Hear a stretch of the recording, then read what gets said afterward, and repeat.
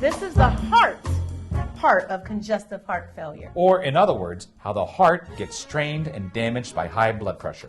Your blood has a lot of things in it.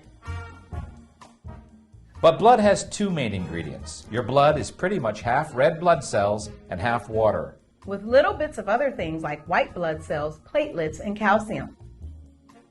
Our blood vessels carry about a gallon of blood. About a half a gallon of red blood cells and half a gallon of water. That adds up to a gallon. Which is a perfect fit for the body's blood vessels.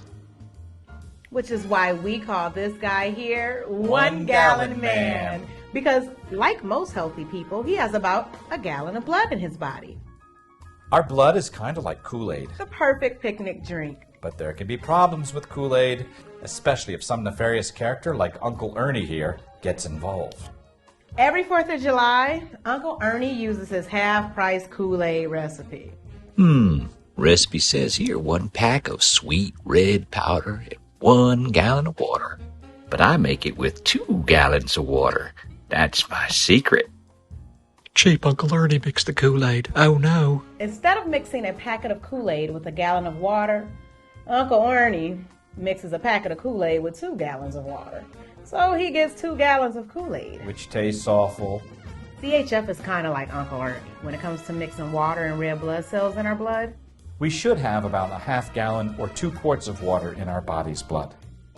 But people with CHF have 3 quarts of water in the blood in their body. That's too much. That means that now, just like Uncle Ernie had extra Kool-Aid, Oh, weak-tasting, yucky Kool-Aid. you're going to have extra blood in your body and in your blood vessels. When you're healthy, you've got a gallon of blood in your body. A half gallon or 2 quarts of red blood cells plus a half gallon or 2 quarts of water. But if you put extra water into an already full 1 gallon container filled with blood, It will create a lot of pressure inside the jug. making it bulge, crack, and even leak. In the same way, if you put too much blood in your blood vessels, it makes high blood pressure. 166/88. Wow. That's high. Just look at the blood pushing against the walls of that blood vessel.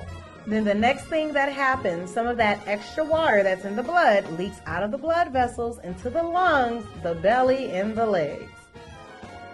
Here's another way that high blood pressure can happen. Your blood vessels can get smaller, so even a normal amount of blood causes high blood pressure. The blood vessels get narrowed or constricted. And some patients get hit by a double whammy. They have both too much water in the blood, so they have too much blood volume. And they have narrowed, constricted blood vessels. That can make for a Super high blood pressure.